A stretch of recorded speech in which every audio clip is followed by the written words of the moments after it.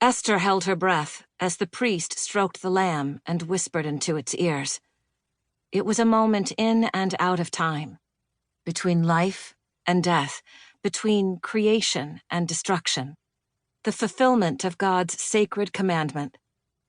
Ever since she'd been little, Esther had climbed the staircase to the balcony above the gates of Nicanor to watch the Tamid ceremony. From here, she had an unobstructed view of the blood-stained altar blackened with ash. The guard, a portly man with a large key dangling from his belt, was a friend of her father's, and he winked when he saw her. They both knew that at 14, she should have been down below with the crowd in the temple courtyard. Another priest raised his knife. The blade, honed to slice a single hair in midair, glinted in the rising sun. The lamb bleated, and its legs twitched. Esther wondered if the lamb knew its fate. The day before, it had probably nuzzled its face in its mother's warm, soft belly. Now, with a smooth, swift stroke, the priest cut its throat. Esther tucked unruly strands of her long hair under her scarf.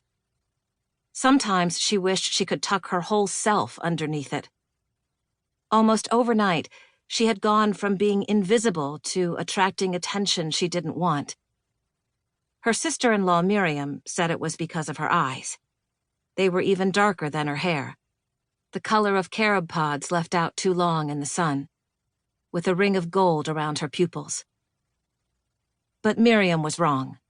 Men weren't looking at her eyes or even her face.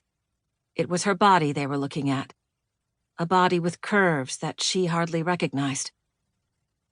Esther immediately spotted her father, Hanan, in a line of priests carrying jugs of olive oil, pots of incense, and baskets of flour toward the altar. Each wore a white robe covered with a vest woven with purple, scarlet, and blue threads. Their heads were wrapped with silk turbans, and their feet were bare. He wouldn't look up. His every movement was prescribed. But he knew, of course, that she was there. Even though she had 3 brothers, Esther was the one he'd asked to walk home with him and carry their share of meat left over from the offerings. After the Tamid, Esther followed her father through the throng of people on the Temple Mount. He lifted the hem of his robe, sidestepping the sludge on the ground. She held the reed basket close to her chest, hoping the street dogs wouldn't smell the singed lamb necks inside.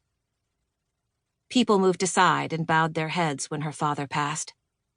Hanan was a senior priest with an office in the royal portico, where there were 162 marble columns so large that even when Esther and her brothers joined hands, they couldn't encircle one.